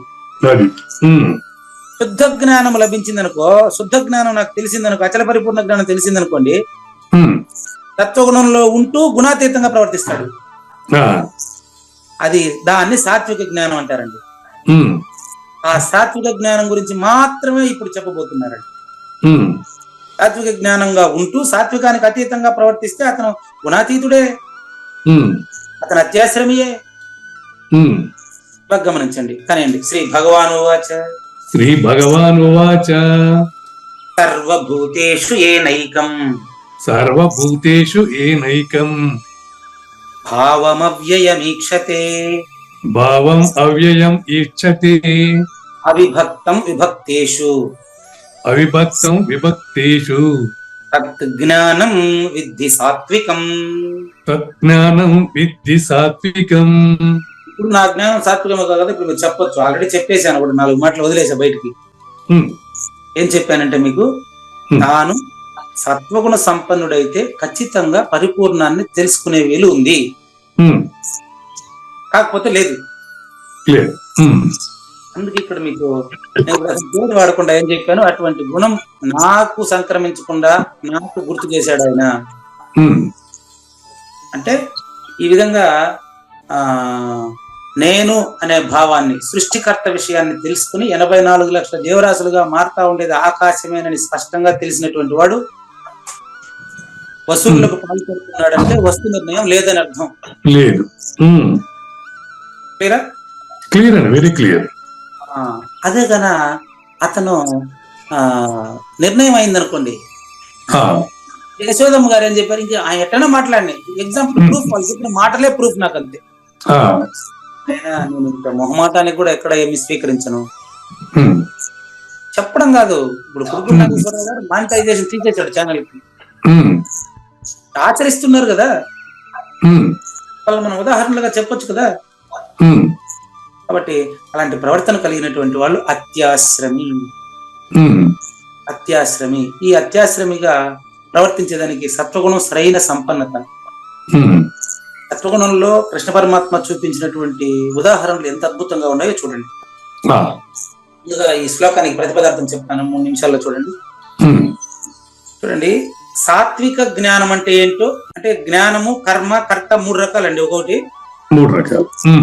అంటే 9 చెప్పాలి, 9 శ్లోకాలు ఇదే విధంగా. జ్ఞానానికి 3 శ్లోకాలు, కర్మకు 3 శ్లోకాలు, కర్తకు 3 శ్లోకాలు, 9 శ్లోకాలు ఈ శ్లోకం గురించే పోతాడు. ఇప్పుడు ఇది సాత్విక జ్ఞానం. సాత్విక జ్ఞానం ఎట్లుంటుంది అంటే చూడండి, సర్వభూతేషు ఏన ఐకం. సర్వభూతేషు ఏన ఏకం. ఆ ప్రతిజ్ఞ చేశాను చూడండి, ప్రతిజ్ఞ చేశాను చూడండి. అదేలేండి. ఆ ప్రతిజ్ఞ దీందే అని అర్థమైపోతుంది మనం. ఈ శ్లోకంలో చెప్పింది ఆ ప్రతిజ్ఞ ఒకటేనండి. ఏన, ఏ మనిషి అయితే విభక్తేషు వేర్వేరుగా కనపడుతున్న థర్డ్ పర్సన్ లో సెకండ్ పర్సన్ ని కూడా చూస్తాడు, అతను ఫస్ట్ పర్సనే. చూసుకోండి, థర్డ్ పర్సన్ లోను సెకండ్ పర్సన్ లోను ఫస్ట్ పర్సన్ ని చూసే వ్యక్తి ఫస్ట్ పర్సనే. అనుమానం తెలుసుకోండి. ప్రూఫ్ అంటే సూచన మాత్రం చేస్తానండి, 3 పర్సన్లు మీకు చెప్పాను కాబట్టి దాని గురించి ఎక్స్ప్లెయిన్ చేయను ఇక్కడ. ఎవరైతే విభక్తేషు అంటే వేరువేరుగా ఉండేటువంటి సర్వభూతేషు 84 లక్షల జీవరాశుల్ని ఏకం పరిపూర్ణంగానే, అవ్యయం శాశ్వతమైన, చూసుకోండి పరిపూర్ణంగానే అని నేను ఊరికే నోరు జారి అనుకునేరు. కృష్ణ పరమాత్మ సూచన చేస్తారు ఇక్కడ. 18 అధ్యాయాలు అయిపోతే కూడా సూచన అయిపోతే ఇట్లా ఉండండి. వ్యాఖ్యానం ఇంకా రాలేదు, నేను ప్రతిపదార్థం చెప్తుంది. అన్ని ప్రాణుల్లోనూ ఏకమే అయినట్టు పరిపూర్ణాన్ని చూస్తున్నటువంటి శాశ్వతమైనటువంటి అఖండమైనటువంటి అవ్యయమైనటువంటి జన్మరహితమైనటువంటి భావంతో ఉండేటువంటి ఆయన అందరినీ జన్మరహితులుగానే చూస్తాడు కదా. కాబట్టి కదా నాతో మాట్లాడే ప్రతి ఒక్కరు జన్మరహితులు అని చెప్పేది నేను. దానికి ఈక్షతే, చూస్తాడు. తాను పుట్టని వాడైతే తను ఏ స్థితిలో ఉన్నాడో మిగతా వాళ్ళని కూడా అదే స్థితిలో చూస్తాడంటారా? అంతే కదండి. తాను పుట్టని వాడని తెలిస్తే ఎదుటి వాడిని పుట్టిన వాడుగా చూడగలడా? చూడలేడు. కరెక్ట్, 100%. ఇప్పుడు ప్రూఫ్ చెప్తా మీకు. ఉమ్, అలా నాయన పాపం నా పేరు చెప్పి వసూలు చేసేసాడు అంటే ఇద్దరిది తప్పు అది. ఉమ్. నేను ఖండిస్తాను ఇది దుర్మార్గాన్ని మాత్రమే, దుర్మార్గుడిని కాదు కదా. దుర్మార్గుడు దుర్మార్గం డిఫరెన్స్ ఒకటే కదా గురుగారు, తేడా ఉంది. ఇప్పుడు చెప్పండి, నిన్న మీరు అదే అక్కడ నాకు రిప్లై అయ్యలేదు, ఇప్పుడు ఇస్తారు చూడండి, ఇప్పుడు ఇస్తారు, మీ నుంచి వస్తారు reply. ఉమ్. దుర్మార్గాన్ని ఖండించాలనా దుర్మార్గుడిని ఖండించాలనా చెప్పండి. దుర్మార్గం చేసే దుర్మార్గుడినే మనం ఖండిస్తున్నాం. కాదండి, బాగానండి, ఇదే అంటే దుర్మార్గాన్ని దుర్మార్గుడితో కలిపేశారు మీరు. ఉమ్, బాగా గమనించండి, వచ్చేస్తారు మీకు ఆన్సర్ వస్తారు ఇప్పుడు. ఉమ్, అదే చెప్పేది, ప్రత్యక్ష ప్రమాణం అనమాట. నాకు విచారణ ప్రత్యక్ష ప్రమాణం అండి. ఉమ్, దుర్మార్గాన్ని మీరు దుర్మార్గుడితో కలిపారు, ఉమ్. అవునా లేదు? దుర్మార్గాన్ని చేసే దుర్మార్గుడిని ఖండించాలి అన్నారు మీరు. అవును. నో, ఎందుకు నో చెప్తున్నానంటే గురుగారు. ఒక అర్థవంతమైన విచారణ మీ వల్ల బయటకు వచ్చేస్తా ఉండదు నాకు. ఉమ్, చూడండి, దుర్మార్గాన్ని చేసేటువంటి దుర్మార్గుడికి ఇది దుర్మార్గం అని తెలిసినప్పటికీ విచక్షణ జ్ఞానం రాలేదండి. ఉమ్, అది ప్రూఫ్ ఏంటంటే దారి దోపిడీ తప్పు అని వాల్మీకి రత్నాకరుడుగా ఉండేటప్పుడు తెలియలేదండి. ఉమ్, అనుకోండి, మళ్ళీ అదే ఉదాహరణ, రత్నాకరుడు దారి దోపిడీగా ఉండేవాడండి. ఉమ్. సద్గురుముఖత తెలుసుకున్న తర్వాత, రామాయణం రాసిన తర్వాత ఇప్పుడు కూడా దారి దోపిడీ చేస్తాడా? చేయడు. కాబట్టి అతనిలో దుర్మార్గం పోయింది, ఇప్పుడు అతని దుర్మార్గుడు అనొచ్చా? అవును. ఇది విద్యా ప్రకాశానందగిరి స్వామి కూడా ఈ ఉదాహరణ చెప్తాడండి. ఉమ్, పాపిని పాపి అంటే పాపం అంటాడు. ఉమ్, ఉమ్, వసూలు చేసిన అయింది తప్పు అని చెప్తే తప్పును మాత్రం ఖండించు, ఉమ్. ఆ వ్యక్తిని ఖండిస్తే నేను కూడా ఎరుకులో ఉన్నట్టే లెక్క. పాపిని పాపి అంటే ఆ పాపం శిష్య పాపం గురువురపి అంటే ఇది అర్థం.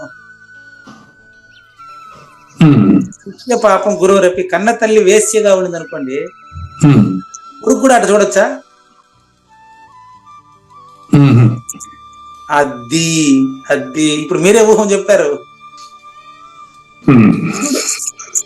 విటుడు ఆమెను చూసే చూపు వేరు, విటుడు వేశ్యను చూసే చూపుకి కొడుకు తల్లిని చూసే చూపుకి తేడా ఉందా? అట్లా అచల పరిపూర్ణుడు ప్రపంచాన్ని చూసే చూపు అది నేను చెప్పలేనండి, ఇప్పుడు మీకు అర్థమవుతుందండి. ఉదాహరణతో ఇబ్బంది పెడుతున్నానా? ఉదాహరణ గురించి కాదు. ఓకే ఓకే అండి. ఇప్పుడు దుర్మార్గుడిని ఖండించాలా, దుర్మార్గాన్ని మాత్రమే ఖండించాలా అనే దానికి మీ నుంచి సమాధానం తెలుసుకున్న తర్వాతనే వ్యాఖ్యానం మొదలవుతుంది. నేను దుర్మార్గం ఉన్న ప్రతి దుర్మార్గుడిని ఖండించాలి, అందులో డౌట్ లేదు గురుగారు, అంతానే చెప్పండి. రత్నాకరుడుగా ఉన్నప్పుడు డిఫరెంట్ గా ఖండించి తీరుతాము, సమస్య ఉంది. ఎట్ట ఖండించారు చెప్పండి? అంతే కదా, రత్నాకరుడు మరి దారి దోపిడీ చేసినప్పుడు ఖండించుకోండి ఎందుకుంటాము, అతను మార్పు చెందినప్పుడు మనం ఖండించాల్సిన అవసరం లేదు. ఆహా, అప్పుడు కూడా అతని మీద కంప్లైంట్ ఇచ్చి జైలుకి పంపించలేదు సప్త ఋషులు. మా అబ్బాయికి నాకు నిన్న ఇదే వాదం జరిగింది, ఇదే జరిగింది సంవాదం. వాళ్ళై నా దగ్గర కొట్లాటకు వస్తా ఉంటే నేను పోకుండా ఎట్టుంటాను నాన్న అంటాడు వాడు. సహజం కదా అంటాడు వాడు. నేను కాదన్న దానికి నేను అతనితో వాదించను. ఇప్పుడు మా అబ్బాయి చెప్పిన దానికి మీరు చెప్పిన దానికి ఏం తేడా లేదు. నేరుగా నా మీద, నేను ఊరికే బైక్ పెట్టుకొని కూర్చొని ఉంటే వాడు తాగేసి వచ్చి నా దగ్గర గొడవ పడతా ఉంటే నన్ను గుమ్మనుమంటావా నాన్న అంటాడు వాడు. నాయన వాడు తాగేసి ఉన్నాడని నీకే తెలుస్తా ఉంది కదా, అక్కడి నుంచి దూరంగా తప్పుకోవాలి తప్ప అతన్ని మనం ఏమనకూడదు నాయన. ఈ పద్ధతి సప్త ఋషులు, మా అబ్బాయికి అర్థం కాకపోవచ్చు ఈ వయసులో. మీరు 22 రోజులుగా దీన్ని వ్యాఖ్యానం చేయిస్తున్నారు కాబట్టి రత్నాకరుడిని కంప్లైంట్ చేసి జైల్లో పెట్టారా, వాళ్ళు రామ మంత్రం నేర్పించారా? రామ మంత్రం నేర్పించారు. అత్యాశ్రమి చేసే పని అది. ఇప్పుడు నా పేరు పెట్టి వసూలు చేసిన ఆయన్ని ఇప్పుడు నేను కంప్లైంట్ ఇస్తున్నానా, కేవలం దాన్ని విమర్శించి అతని వల్ల మనం మంచి నిజం తెలుసుకున్నామని చెప్తున్నానా? చూడండి. కాబట్టి ఎక్కడా కూడా దుర్మార్గాన్ని మాత్రమే ఖండించాలి, దుర్మార్గుడిని కాదు. దుర్మార్గుడిలో పరిపూర్ణం ఉందయ్యా, అందరిలో ఉండే పరిపూర్ణ దుర్మార్గుడు లేదా? ఉండొచ్చు కానీ దుర్మార్గం కూడా ఉంది కదా గురుగారు. దుర్మార్గం అనేది భ్రమ. మరి ఏది భ్రమగా ఉండేది? పరిపూర్ణం. దుర్మార్గం భ్రమేగా. భ్రమను ఖండించాలిగా మనం. దుర్మార్గాన్ని ఖండించాలా, దుర్మార్గుడిని ఖండించాలా? దుర్మార్గం సపరేట్ గా ఖండిస్తాం గురుగారు. దానికి రూపం ఉందా, నామం ఉందా? దానికి దుర్మార్గానికి రూపనామం ఉంది. అంటే దుర్మార్గం అనే పదమే తప్ప దాన్ని మనిషితో కలిపితే కదా దానికి దుర్మార్గం అనేది వ్యక్తం అయ్యేది. అవసరం లేదు, కలుపుతాను. ఇప్పుడు కలపకుండా చెప్పేదే. మరి ఎట్లా దాన్ని, మరి ఆ యొక్క వ్యక్తిని మనం ఎలా డీల్ చేయాలి? మరి ఇప్పుడు చేస్తున్నాం కదా ఇట్నే. ఇప్పుడు నేను చేస్తా చూడండి, నేను చేస్తాను. ఇప్పుడు దుర్మార్గానికి రూపం ఉందండి. అవును. ఏం రూపం తెలుసా? పూజారి వెంకటేశం నా శిష్యుడే అని చెప్పి వసూలు చేసిందంతా ఆ రూపం, దుర్మార్గము యొక్క రూపం. ఓకే. ఈ ఈ ఈ ఈ క్లాస్ ఈ రోజు విని అతను మారాడు అనుకోండి, అతను మారక ముందు కూడా అతను పరిపూర్ణుడే. అతనిలో ఉండే భ్రాంతి వల్ల నా పేరు చెప్పి డబ్బులు వసూలు చేసినాడు. ఈ క్లాస్ అతను వినిగానే అతను మారాడు అనుకోండి, అది కదా మనకు కావాల్సింది. అవును. అప్పుడు ద్వేషించే ప్రసక్తి ఏముంటది? అప్పుడు అంటే అప్పుడు నేను ద్వేషించి ఇప్పుడు ద్వేషించలేదంటే అప్పుడు నేను డబుల్ ద్వైతం. అది సరే. అతన్ని ప్రేమించాలండి. ప్రూఫ్ కావాలా? మళ్ళీ ఇంకా అర్థం కాకపోతే ఇంకో ప్రూఫ్ ఇస్తాను. ఓకే గురువు గారు. అంతేలేండి. ఇప్పుడు శిష్యుడికి గురువు ఎప్పుడు డిఫరెన్స్ ఉంటుందండి. గురువు గారికి శిష్యుడికి డిఫరెన్స్ ఎందుకూడదు? అది విషయం. మీరు రాజీ పడబాకండి, మీరు అడగండి, పర్వాలేదు. మీరు అడగడం వల్లనే ఇది ఇంత వివరంగా వస్తా ఉంది కథ. అదేలేండి. చెప్తాను. వాల్మీకి రాసినటువంటి పాత్రలు మాత్రమే రాముడు, రావణుడు. రావణాసురుడు పాత్ర, రాముడు పాత్రలో వాళ్ళిద్దరికి ఏమి కొట్లాట్లేదు. ఆ విధంగా నా పేరు పెట్టి వసూలు చేసిన వాడికి నాకు కొట్లాట ఏం లేదు, ఏమైనా వేరే కథలు ఏం లేదు కదా. అతని భ్రమ అతను వసూలు చేశాడు, వీళ్ళ భ్రమ వీళ్ళు ఇచ్చారు. కాబట్టి ఇద్దరు దుర్మార్గం కిందికి లెక్కే. దుర్మార్గము ఇద్దరిలోనే ఉంది. దుర్మార్గుడు పరిపూర్ణుడయ్యే వీలుంది. నేను దుర్మార్గుడిలో కూడా పరిపూర్ణాన్ని చూస్తున్నానండి. ఇంకా మీ ఇష్టం అండి. క్లియరా? అంతేలేండి. వాడు అజ్ఞానం చేస్తున్నాడు అనుకునే భావన గురువుకు ఉంటుంది ఎప్పుడు. అజ్ఞానము జ్ఞానం ఒకటే, కానీ ఆ భావన ఉంటుంది. ఏదో చేస్తున్నాడు, అజ్ఞానంతో చేస్తున్నాడు అన్నట్టు ఒక రకమైన క్షమాభావం ఉండవచ్చు గురువుకి. శిష్యుడికి అలా ఉండదు. అంతేనండి. కాబట్టి ఆ విధంగా ఈక్షతే చూడగలిగితే దాన్ని సాత్విక జ్ఞానం. తత్ జ్ఞానం విద్ధి సాత్వికం, దాన్ని సాత్విక జ్ఞానం అని తెలుసుకోండి. ఇది దీని సంక్షిప్త అర్థం అండి. అంటే దుర్మార్గుడిలోను సన్మార్గుడిలోను కూడా పరిపూర్ణాన్నే చూస్తున్నటువంటి అతని ప్రవర్తన సత్వగుణంలో ఉంటుంది. కానీ అతని గుణాతీతుడని ఇక్కడ సూచన చేయబోతున్నారు జ్ఞానేశ్వరి. శ్రీకృష్ణ పరమాత్మ పేరు చెప్పి జ్ఞానేశ్వరి సూచన చేసేస్తారు. వరుసగా చూసుకోండి, సూచనలు ఎంత అద్భుతంగా ఉన్నాయో చూస్తే మీకు తెలుస్తుంది. చివరి అధ్యాయం కాబట్టి ఒక 7 సూచనలు వినండి, మీకు అర్థమైపోతుంది. ఇంతసేపు మీరు కొంచెం ఇబ్బంది పడ్డారు కదా వినడానికి. చెప్పండి. ఈత నేర్చుకునేటప్పుడు ఇబ్బంది ఉంటది, నేర్చుకున్న తర్వాత లేదు. ఆ విధంగా మనం కాస్త ఇబ్బంది పడ్డాం కదా. నేను ఇబ్బంది పడ్డానని మీకు చెప్పడానికి లేదు, నేర్చుకునే క్రమంలో అది ఏముంది గురుగారు, ఇబ్బంది ఏం కాదు. అవగాహన ప్రాసెస్. ఇప్పుడు సప్త ఉదాహరణలు చూద్దాం. ఇప్పుడు మనం నేర్చుకునేదానికి కష్టపడ్డాం. ఇప్పుడు ఈ జ్ఞానేశ్వరి చెప్తే ఈజీగా ఉంటుంది. అది నేను నేర్చుకునే క్రమంలో చెప్పినట్టు గురుగారు చెప్పండి. శ్రీకృష్ణ భగవానుడు సాత్విక జ్ఞానం గురించి ఇలా చెప్పారని శ్రీకృష్ణ పరమాత్మ పేరు పెట్టి జ్ఞానేశ్వరి చెప్తా ఉన్నాడు. సోదర కావూరి నాగేశ్వర ప్రసాద్ గారు, నిజానికి సాత్విక జ్ఞానమే వాస్తవమైన నిర్మలమైన జ్ఞానం అయ్యా. ఈ సాత్విక జ్ఞానోదయం ఒకటి తోడనే జ్ఞాత జ్ఞేయము ఈ జ్ఞానము అనే త్రిపుటి బ్రహ్మైక్యమున విలీనమైపోను. లీనం కాదు, విలీనము. అవును, విలీనము అంటే అతనిలో ఎరుక ఎప్పుడు పుట్టదు. అది విలీనం అంటే. ఎక్కడ జ్ఞాత జ్ఞేయము దేంట్లో అని చెప్పరు. జ్ఞాత జ్ఞేయము జ్ఞానంలో విలీనమైపోవాలి. అది 24 ఇంద్రియాలతో కూడినటువంటి ప్రపంచ జ్ఞానము జ్ఞాతలో విలీనమైపోవాలి అంటే 25లోనే విలీనం, 26లో విలీనం లేదు.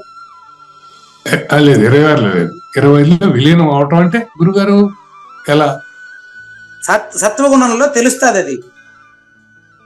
24 ఇంద్రియాల యొక్క జ్ఞానం 25లో విలీనం అయిపోతే ప్రపంచాన్నంతా కనుగా చూస్తాడు. అలా అంటారా? ఓకే. పరిపూర్ణ సూచన ఉంటే దుర్మార్గాన్ని మాత్రమే ఖండిస్తాడు. పరిపూర్ణ సూచన లేకపోతే దుర్మార్గుడిని ఖండిస్తాడు. అంతవరకు వచ్చిన వాళ్ళంతా రత్నాకరుణ్ణి తిట్టుకుంటూ పోయిన వాళ్ళే. కానీ సద్గురువు మాత్రం రత్నాకరుణ్ణి వాల్మీకి చేసేసాడు.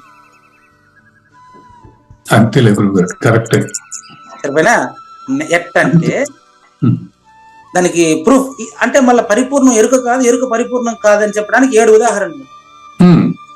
నంబర్ 1, చీకటికి సూర్య దర్శనము ఎప్పటికీ కాదు. అవునా? ఎగ్జాంపుల్, ఇక్కడ సూర్యుడు పరిపూర్ణమని, చీకటి జ్ఞానాజ్ఞానములని గుర్తుపెట్టుకుంటే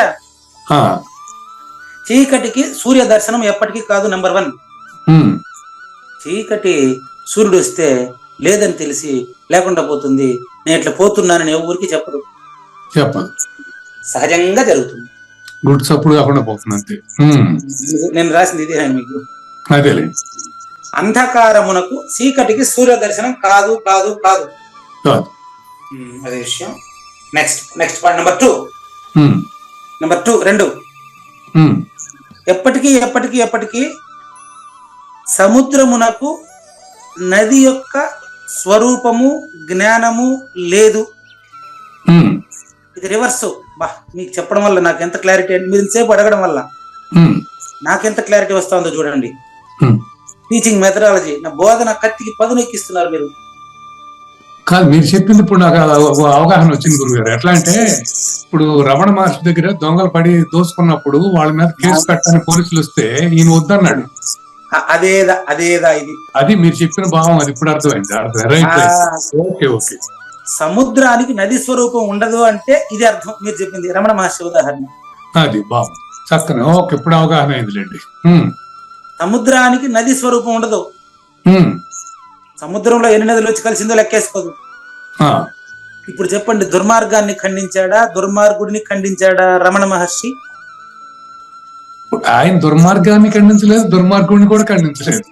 మరి ఇక్కడ నో ఇక్కడ మరి ఖండించకపోతే వాళ్ళని అరెస్ట్ చేయొద్దని ఎందుకు చెప్పాడు? ఆయన పేరు చెప్పలే, ఆడు పలానా తెలుసు కానీ చెప్పలే. ఆడు కాదని చెప్పేసాడు. అదైనా చెప్పాడు కదా, గమ్మున ఉండలేదు కదా. ఓ మానవత్వం, అది ఆయనలో ఉన్న పరిపూర్ణ తత్వం తెలియజేస్తుంది. అదేదా పరిపూర్ణత, అదే పరిపూర్ణత. ఆయన మాట్లాడకుండా ఉన్నాడంటే మోగోడనే లేదు.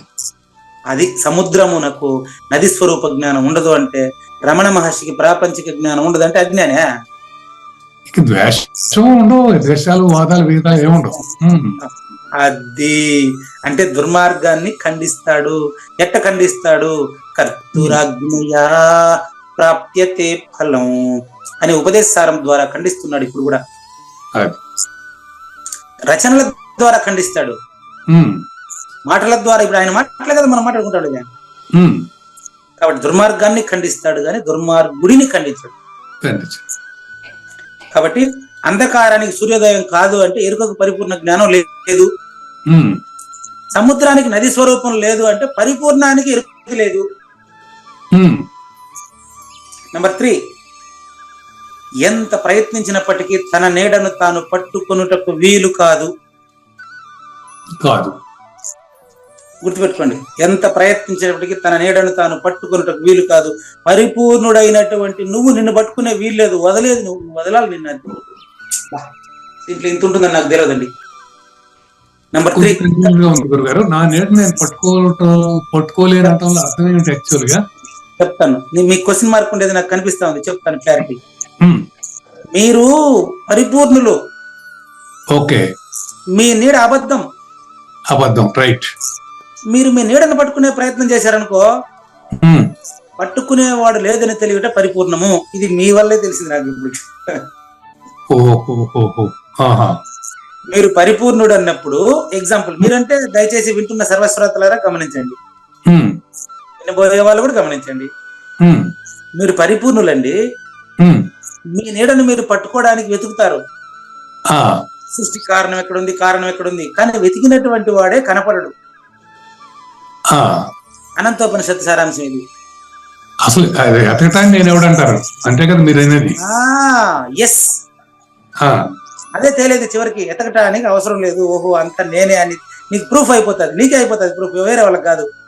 ఉమ్, ఎవరికి వెతికిన వాడికే ప్రూఫ్ అవుతుంది. కాబట్టి తన నీడను తాను పట్టుకున్నట్టుకు వీలు కాదు అనే దాంట్లో ఇంత అర్థం ఉంటుంది అనమాట. ఇప్పుడు అర్థమయ్యే వాళ్ళకి అర్థమవుతుంది, మిగతా వాళ్ళకి కాదు. ఉమ్, నంబర్ 4, ఉమ్, ఏ జ్ఞానం అయితే శంకరుని మొదలుకొని గడ్డిపోచ వరకు ఏ నామరూపాత్మక వ్యక్తి ఎప్పుడు స్పర్శించలేడు అదే పరిపూర్ణం. ఉమ్, సరిపోయినా? ఆ, గురుగారు. ఆ, ఏ విజ్ఞానం అయితే బ్రహ్మ విష్ణు మహేశ్వరులు కాదు కదా, ఉమ్, ఎవ్వరే కూడా దాన్ని స్పర్శించలేరు. ఆ, ఎందుకు? దాంట్లో తన్మాత్రలు లేవు. ఉమ్, అదే పరిపూర్ణం. అవును. చెప్పలా మీకు? సాత్విక జ్ఞానం పేరు చెప్పి పరిపూర్ణ సూచనలు చేస్తారు గురువు గారు అని చెప్పిన అది ఇదే. అంతేలేండి, సాత్వికంలోనే పరిపూర్ణ తెలియపడుతుంది. సాత్విక జ్ఞానం ఉంటే పరిపూర్ణ తెలియబడుతుంది. లేదా తెలియపడుతుంది. సాత్విక జ్ఞానం వాడే పెంపొందించుకోవాలా, వాడే శ్రద్ధావాన్ లభతే జ్ఞానం. అంతే గురుగారు. నెక్స్ట్ ఈ శ్లోకాన్ని ఈ రోజు కంప్లీట్ అవుతుంది, చేద్దామండి. ఉమ్, చేత్తో చిత్రాన్ని నొక్కి పట్టి దాన్ని చూస్తే, చిత్రాన్ని నొక్కి పట్టి చూడాల, చేత్తో నొక్కి పట్టి చూడాలి దాన్ని. అవసరం లేదు. కుండంతా మట్టి ఉందని కుండను పగలగొట్టి మట్టి ఉందో లేదో ఎతకాలా? అవసరం లేదు. అంటే ఇప్పుడు చెప్పొచ్చని ఇప్పుడు నాకు తెలియదు. ఒక ఎగ్జాంపుల్, అది గురుగారు. ఇది ఎగ్జాంపుల్ అయిపోయింది. చేత్తో దాన్ని నొక్కి పట్టుకొని చూడాలి. బొమ్మ ఎట్టుంది, రైట్, బాగుంది, అయిపోయింది. అంతేగాని దాన్ని నొక్కి సింపు చూడాలనా? ఏం పనిలే. మట్టిని చూసాం, కుండని చూసాం, మట్టి కుండ అయిందని తెలిసిపోయింది. కాబట్టి ఏదో కుండలో మట్టి ఉంది లేదు చూద్దాం పగలగొట్టే అవసరం లేదు. అట్ట 5 ఉదాహరణల్లో ఎంత క్లారిటీ చూడండి. 6, నీటితో ఉప్పును కడిగి చూడాలి. నీటిలో ఉప్పు ఆడ తయారైంది అంట మనకు, నీళ్ళల్లో తయారైంది అంటాడు. ఒకసారి నీళ్ళలో శుభ్రం కడిగి చూద్దామా? ఏం క్లారిటీ అండి. నెంబర్ 7 అంతే, ఇంకంత గురించి నేను చెప్పను. నెంబర్ 7, మేలుకున్న తర్వాత కల్లో కనపడిన బిల్డింగ్ లో కాపురం చేయాలని ఎవడైనా అనుకుంటాడా? ఎవరు అనుకోరు. మళ్ళా కల్లోకి వాళ్ళ కలగంటే అందరూ కాపురం చేయాలంటే. అదే, మేలుకున్న తర్వాత కల్లో కనిపిన బిల్డింగ్ లో కాపురం చేయాలని ఎవడు అనుకోడు. ఎవడు అనుకోడు. ఇది విన్నటువంటి ఆయన, వసూలు చేసిన ఆయన నిజంగా విన్నాడంటే ఇంక వసూలుకు పోడు. నా పేరు చెప్పి ఎక్కడ డబ్బులు వసూలు చేయడు. అవును, అది చేస్తే ఆయన కర్మే, నాకు సంబంధం లేదు. మళ్ళీ ఇచ్చేవాళ్ళ కర్మ కూడా అంతే. ఇప్పుడు చేసాం, ఇప్పుడు ఇంతేనండి. అందుకనే కదా ఆయన ప్రకటన విడుదల చేయడం.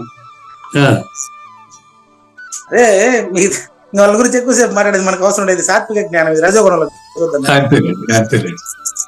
నెక్స్ట్ ఇంకొకటి అండి, ఇంత స్పష్టంగా 7 ఉదాహరణలతో చూశారు కదా. కళ్ళలో ఉండే బిల్డింగ్ ని అనుభవించాలని మేలుకున్నవాడు ఎట్టాగైతే అనుకోడు, ఏ జ్ఞానములతో చూసినాడు కాబట్టి జ్ఞాత, జ్ఞానము మరియు జ్ఞేయము 3 అంటే ఏమి మిగలేదని తెలిసింది. శూన్యుడు శూన్యమని శూన్యుడికి తెలిసింది, అది పరిపూర్ణమే. నెక్స్ట్ మళ్ళీ దృఢీకరణ. బంగారాన్ని కరగబెట్టి అందులో మన ఇష్టం వచ్చిన నగను తీసుకోగలం. చూసుకోండి, బంగారాన్ని కరగబెట్టేసి మొత్తం అన్ని నగలు బంగారం నుంచి తయారైతాయని చెప్పారు. అవును, దానికి సపరేట్ గా తయారు చేసేవాడికి ఇస్తే వాడు చేయిస్తాడు, కానీ మనం కరగబెట్టి దాని నుంచి మనం తీసుకోలేము. పరిపూర్ణ జ్ఞానం కూడా పరిపూర్ణుడు అందిస్తే వస్తుంది, కానీ మన ఇష్టంగా మనం తీసుకునేది కాదు, తీసుకోలేము. నంబర్ 2, నీళ్ళని గుడ్డలో పెట్టి నీళ్ళని మూట కట్టి పెట్టుకోలేడు, చేయలేడు. గుడ్డని నీళ్ళలో మూట కట్టుకొని దీంట్లో ఎన్ని అలలు ఉన్నాయి లెక్క పెట్టండి చూద్దాం. లేదు, అట్ట పరిపూర్ణ తెలుసుకుంటాననేది. అట్లా ఏ జ్ఞానము చేత దృశ్య స్థితి ప్రాప్తించదు, అది పరిపూర్ణలో నువ్వు కనపడవు. దృశ్య స్థితి ప్రాప్తించదు, చూసేవాడు లేకపోవడం పరిపూర్ణత. కాబట్టి అట్టి జ్ఞానం పూర్తిగా సాత్విక మగును, అంటే సాత్విక జ్ఞానం పేరు చెప్పి మనకు పరిపూర్ణ సూచనలు గురువు గారు చేశారు. ఎవరైనా సరే అతి కుతూహలంతో అద్దపు పెంకును చూడబోతే అద్దంలో ఏం కనిపిస్తాడు? వీడియో కనిపిస్తాడు. పగిలినట్టు కనిపిస్తాడు, మొహం అంతా సరి కనపడదు పూర్తిగా. అద్దాన్ని చూడబోతే అద్దం కనపడదు, వీడు కనిపిస్తాడు దాంట్లో. అది అచల పరిపూర్ణుని విచారించడానికి పోతే పరిపూర్ణంలో వీడే కనిపించాలి, పరిపూర్ణంగా కనిపించాలి, అది సూచన. అది అద్దపు పెంకుని చూడబోతే అతనికి తన ముందు తన స్వరూపం కనిపించినట్టుగా అచల పరిపూర్ణుడి దగ్గరికి పోతే వాడిని ఏదో తెలుసుకుందామంటే వీడు కనపడాడు అక్కడ. అవునండి, అదే వీడే పరిపూర్ణుడుగా ప్రతిపాదన చేయబడవలను సూచన. బాగుందండి. ఇట్లా జ్ఞేయం యొక్క నామరూపాలు కూడా నాశనం పొంది చేసేవాడు అంటే త్రిపుటి నాశనం అయిపోతాడు వాడికి. కాబట్టి స్వయంగా ఆ జ్ఞాతే పరిపూర్ణుడుగా తెలియబడుతుంది. దీన్నే మోక్షలక్ష్మి వరించుట. ఇదే సాత్విక జ్ఞానం. అంటే సాత్విక జ్ఞానంతో పరిపూర్ణత చెందవచ్చును. రాజస జ్ఞానం గురించి తర్వాత ఎపిసోడ్ లో చూద్దాం. లేనిది లేదు, లేదు ఉన్నది లేకపోవుట లేదయ్యా, ఈ గొప్ప మర్మమంతా నీ వలన తేటగా తెలిసెనయ్యా. వేవేరు ప్రాణులందు ఏకమై పరిశుద్ధమైన తాను సమముగానున్నానని చూసిన మనుజుని జ్ఞానంబును సాత్విక జ్ఞానమనియు అర్జున చక్కగా తెలుసుకోవా. శ్రీకృష్ణుని పలుకును సూటిగా తలపల మునిరత్నమే శ్రీమించిన భావమై సద్గురువు చెప్పకనే చెప్పెను గదా. సద్గురు అర్పణ. మంగళం అమ్మ కానండి. జయ మంగళం నిత్య శుభమంగళం, జయతు జయ మంగళం మహోత్సవ మంగళం. జయ మంగళం నిత్య శుభమంగళం, జయతు జయ మంగళం మహోత్సవ మంగళం.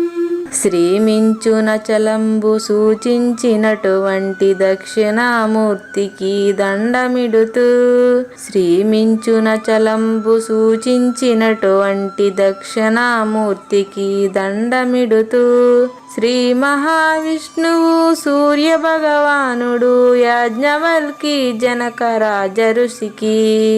జయ మంగళం నిత్య శుభమంగళం, జయతు జయ మంగళం మహోత్సవ మంగళం. అయం వ్యర్థ బాహ్య కోపిన భవతి అనే సుఖయోగి సాంది పరుసుల వరుస. అయం వ్యర్థ బాహ్య కోపిన భవతి అనే సుఖయోగి సాంది పరుసుల వరుస. దీనినే శ్రీకృష్ణ పరమాత్మ వద్దనే ఎరిగరిగిన ఉద్ధవార్జునులకు. జయ మంగళం నిత్య శుభమంగళం, జయతు జయ మంగళం మహోత్సవ మంగళం. శ్రీ అల్లమా ప్రభు బసవేశ్వరుండును బ్రహ్మానంద రామానంద స్వామి. శ్రీ అల్లమా ప్రభు బసవేశ్వరుండును బ్రహ్మానంద రామానంద స్వామి. నవరసాలు లిఖించు నాట్యమయూరిగా గీతను మలచిన జ్ఞానేశ్వరులకు. జయ మంగళం నిత్య శుభమంగళం, జయతు జయ మంగళం మహోత్సవ మంగళం.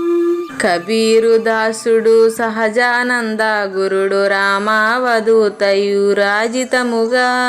కబీరు దాసుడు సహజానంద గురుడు రామావధూతయు రాజితముగా. అంబికా శివయోగి శ్రీవేమన నిరంజన వెంకయ్య తిరువెంగళార్యులకును. జయ మంగళం నిత్య శుభమంగళం, జయతు జయ మంగళం మహోత్సవ మంగళం. శ్రీ బృహద్వాశిష్ట సిద్ధాంతమును చేసి జనన మరణ భ్రాంతి జడుపు బాపి. శ్రీ బృహద్వాశిష్ట సిద్ధాంతమును చేసి జనన మరణ భ్రాంతి జడుపు బాపి. అచల సాంప్రదాయమవనిలో నెలకొలిపి అందించినట్టి శివరాములకును. జయ మంగళం నిత్య శుభమంగళం, జయతు జయ మంగళం మహోత్సవ మంగళం. మెప్పైన బోధల తిప్పలు బాపిన అప్పయ్య మంత్రియు అచల గురులు. మెప్పైన బోధల తిప్పలు బాపిన అప్పయ్య మంత్రియు అచల గురులు. పరశురామ సీతారామ స్వామి ప్రభులు నరసింహ యోగి యోగి గురువర్యులకును. జయమంగళం నిత్య శుభమంగళం జయతు జయమంగళం మహోత్సవమంగళం. కందార్థముల నందించి బృందముకు రంది పాపిన కృష్ణ ప్రభువునకును. కందార్థముల నందించి బృందముకు రంది బాపిన కృష్ణ ప్రభువునకును. పలుకులా కందనిది పరబయలు ఇది అని పలికిన ఫీల్కాన లక్ష్మణునకు. జయమంగళం నిత్య శుభమంగళం జయతు జయమంగళం మహోత్సవమంగళం. ఫీల్కాన లక్ష్మణుల ప్రియ శిష్యవర్యుండు అవధూతయని పేరావనియందు. ఫీల్కాన లక్ష్మణుల ప్రియ శిష్యవర్యుండు అవధూతయని పేరావనియందు. పాఠాలు నేర్పించి పీఠాలు ఏర్పరచి శంఖబాపిన వెంకటేశ్వర అవధూతకు. జయమంగళం నిత్య శుభమంగళం జయతు జయమంగళం మహోత్సవమంగళం. బట్టబయలున ఎరుక పుట్టనే లేదని బాలాజీ సింగు ఈ కీలు తెలిపే. బట్టబయలున ఎరుక పుట్టనే లేదని బాలాజీ సింగు ఈ కీలు తెలిపే. మూలమూలేనట్టు ఎరుకేమి లేదని తెలియజెప్పిన మునిరత్నమార్యులకును. జయమంగళం నిత్య శుభమంగళం జయతు జయమంగళం మహోత్సవమంగళం. నరస్వప్నము వంటి సురస్వప్నమిది అని పరిపూర్ణ దర్శినిని ప్రకటపరచి. నరస్వప్నము వంటి సురస్వప్నమిది అని పరిపూర్ణ దర్శినిని ప్రకటపరచి. సహజాచల రాజయోగి సద్గురు కృపచే సాంప్రదాయక గురుల సరసన జేరే. జయమంగళం నిత్య శుభమంగళం జయతు జయమంగళం మహోత్సవమంగళం. నిష్కల్మషానంద నిజ గురుని శిష్యుండు లింగమూర్తి లిపిని పొందుపరచి. నిష్కల్మషానంద నిజ గురుని శిష్యుండు లింగమూర్తి లిపిని పొందుపరచి. కార్వేటి నగరము పురవాసుడైనట్టి పూజారి వెంకటేశునకంకితం విధి. జయమంగళం నిత్య శుభమంగళం జయతు జయమంగళం మహోత్సవమంగళం. జయమంగళం నిత్య శుభమంగళం జయతు జయమంగళం మహోత్సవమంగళం. జై సద్గురు ప్రభు మహారాజ్ కి జై. జై గురుదేవ్ అండి. శ్రోతలందరి తరపున వెంకటేశ్వర గురువు గారు ధన్యవాదాలు చెప్తూ శాంతి మంత్రం. పూర్ణమదః పూర్ణమిదం పూర్ణాత్ పూర్ణముదచ్యతే పూర్ణస్య పూర్ణమాదాయ పూర్ణమేవ అవశిష్యతే. ఓం తత్సత్. ఓం శాంతి శాంతి శాంతి. హరి ఓం. న తద్భాసయతే సూర్యో న శశాంకో న పావకః యద్గత్వా న నివర్తంతే తద్ధామ పరమం మమ.